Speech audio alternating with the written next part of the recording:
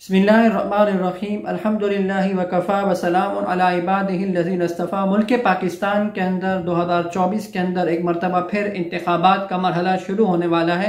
याद रखिए, ये कोई महज दुनियावी मामला नहीं है कि हमारा दिल चाहे तो हम जिसको चाहे वोट दे दें जाकर।